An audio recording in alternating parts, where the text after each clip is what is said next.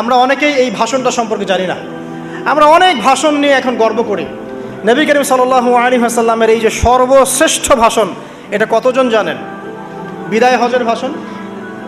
কতজন জানেন বিদায় হজের ভাষণে নবী সাল্লাল্লাহু আলাইহি ওয়াসাল্লাম কি বলেছিলেন উম্মতকে? আমরা একটু আপনাদেরকে শোনাবো, শুনিয়ে ইনশাআল্লাহ লেকচারটা শেষ করব।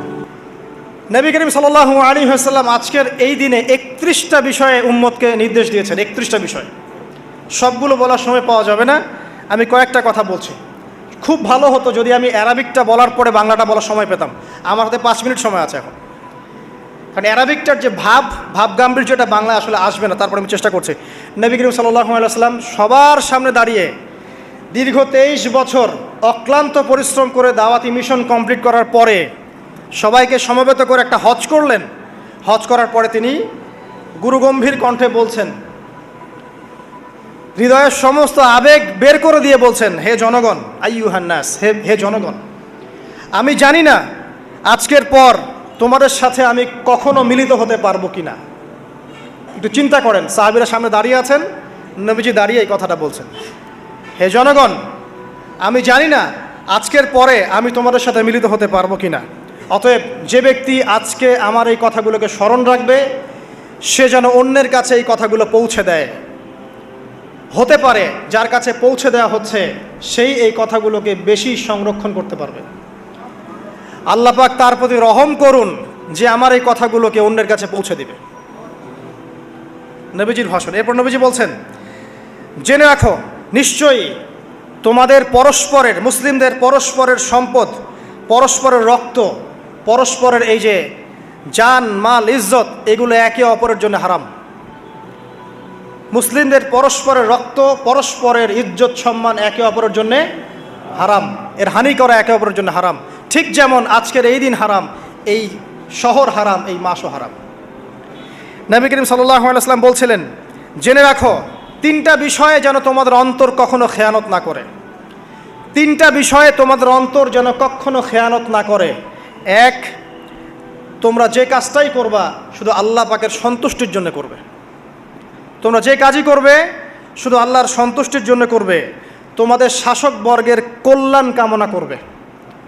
তোমাদের শাসকবর্গের কল্যাণ কামনা করবে। 3 নাম্বার, মুসলিমদের জামাতকে আঁকড়ে ধরে রাখবে।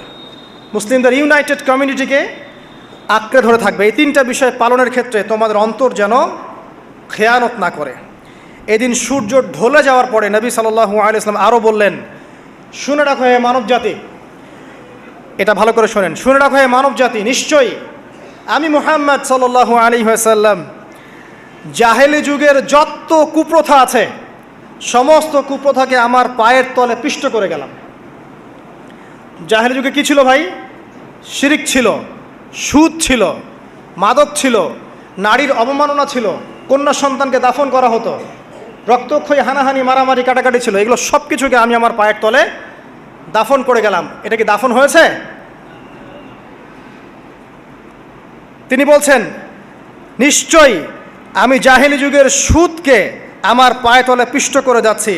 সর্বপ্রথম যার সুদ আমি পিষ্ট করছি তিনি হচ্ছেন আব্বাস ইবনে আব্দুল মুত্তালিব, আমার চাচার সুদ। নিজের পরিবার থেকে দৃষ্টান্ত স্থাপন করলেন। তিনি আরও বললেন, হে উপস্থিত জনগণ, তোমরা মেয়েদের ব্যাপারে সতর্ক থাকবে এবং তোমাদের স্ত্রীদের ব্যাপারে সতর্ক থাকবে, তাদের হকের ব্যাপারে সতর্ক থাকবে, কেননা তোমরা তাদেরকে আল্লাহর কালিমার মাধ্যমে হালাল করে নিয়েছো। অতএব তাদের ব্যাপারে তোমরা সতর্ক থাকবে। তোমাদের উপর তাদের হক হচ্ছে তোমরা যা খাবে, যা পরবে, তাদেরকেও তাই খাওয়াবে, তাই পরাবে। আর তাদের উপর তোমাদের হক হচ্ছে যে তারা তোমাদের বিছানায় এমন কাউকে আসতে দিবে না যাদেরকে তোমরা অপছন্দ করো। নবী করিম সাল্লাল্লাহু আলাইহি ওয়াসাল্লাম আরও বলছেন, এই দিন আইয়ুহান নাস, হে মানব জাতি, তারাকতু ফিকুম আমরাইন, জেনে রাখো আমি তোমাদের সামনে মাত্র 2টো বস্তু ছেড়ে গেলাম। কয়টা বস্তু? লান তাদিল্লু মা তামাসসাকতুম বিহিমা, তোমরা কোনোদিন পথভ্রষ্ট হবে না যতদিন এই 2টা বস্তুকে আঁকড়ে ধরে থাকবে। কিতাব আল্লাহ, আল্লাহর কিতাব, ওয়া সুন্নতি নবীহি, এবং তার নবীর সুন্নাহ। তিনি আরও বললেন,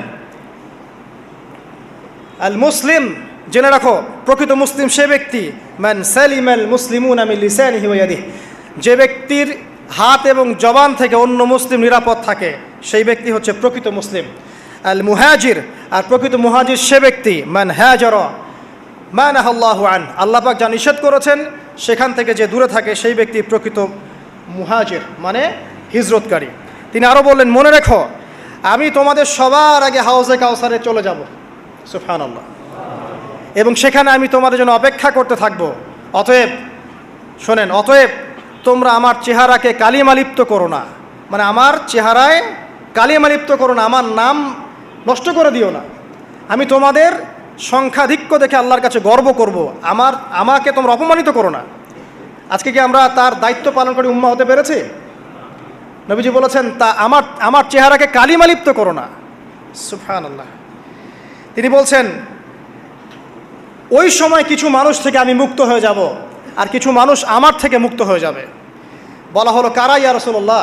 তিনি বলছেন, আল্লাহ পাককে আমি বলবো, ইন্নাহুম মিন্নি, হে আল্লাহ এরা আমার উম্মাহ, এরা আমার উম্মত, আমার সাহাবী।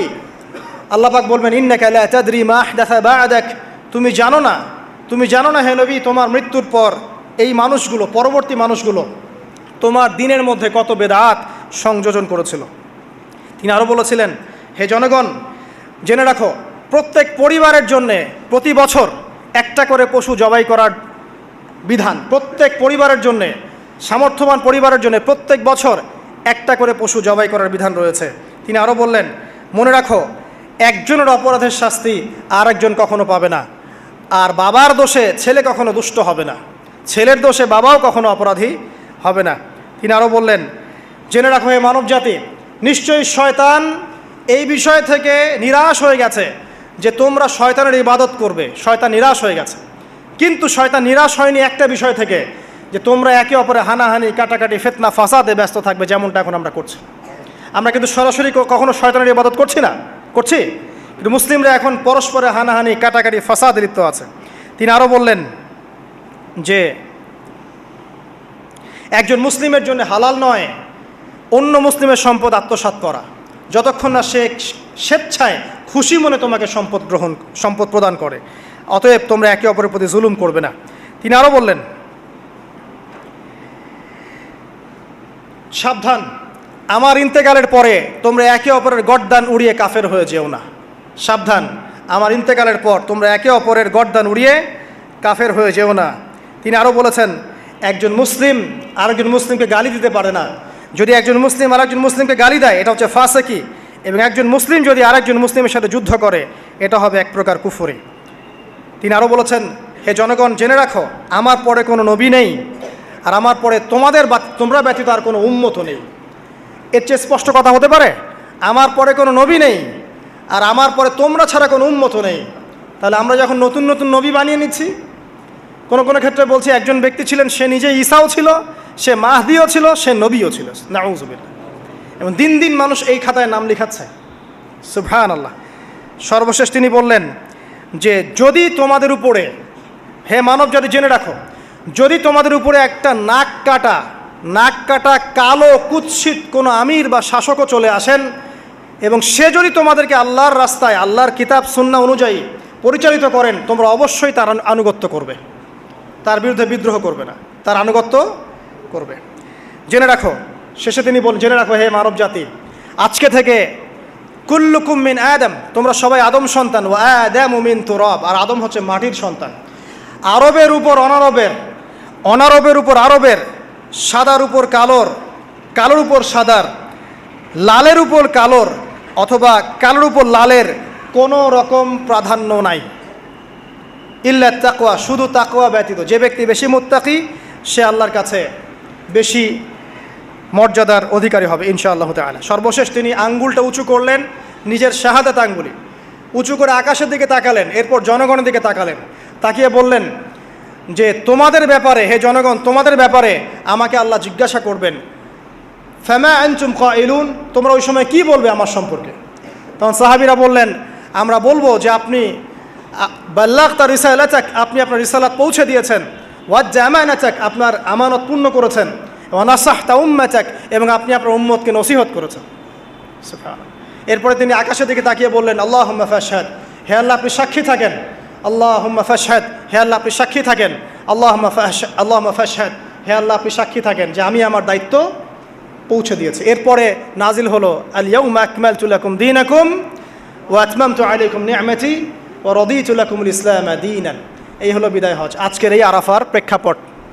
আমরা কতজন এটা নিয়ে চিন্তা করেছি? 1 মিনিট একটু বলে শেষ করি। দেখেন, শেষ ওসিয়ত যেগুলো হয় মানুষের, এটা খুব হৃদয় বিদারক হয় না? বাবা ইন্তেকাল করছেন, সন্তানের জন্য ওসিয়ত করে যাচ্ছেন, মাকে দেখিস ইত্যাদি ইত্যাদি। হৃদয় বিদারক হয় না? মানুষ সারা জীবন মনে রাখে না?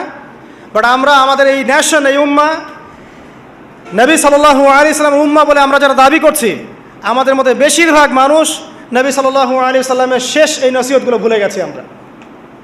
নসিহতগুলোর মধ্যে সবচেয়ে ইম্পর্ট্যান্ট ছিল শিরক থেকে দূরে থাকা, সুদ থেকে দূরে থাকা, মুসলিম ভেদাভেদ না করা, শাসকের কল্যাণ কামনা করা, বিদ্রোহ না করে শাসককে উত্তম নসিহত করা। এবং আরেকটা হাদিসে তিনি বলেছিলেন 5 ওয়াক্ত সালাত আদায় করবে, সওম পালন করবে, রমজান মাসে সাধ্যমতো সাদাকা করবে, মুসলিমদের জামাত আঁকড়ে ধরবে, ইনশাআল্লাহ হাসতে হাসতে জান্নাতে প্রবেশ করবে। আও কামা ক্বালা আলাইহিস সালাম। জাহেলি যুগের সমস্ত প্রথা ছেড়ে দেওয়া ছিল আজকের দিনের মূল মর্ম, আমরা ছাড়তে পারছি না। সুদ ছেড়ে দেওয়া ছিল মূল মর্ম, ছাড়তে পারছি না। শিরক থেকে বের হতে পারছি না। বেদাতীদের ব্যাপারে ধমক দেওয়া হয়েছে, বেদাত ছাড়তে পারছি না। খেয়াল করে দেখেন, মুসলিম হানাহানি কাটাকাটি এখনও ছাড়তে পারছি না।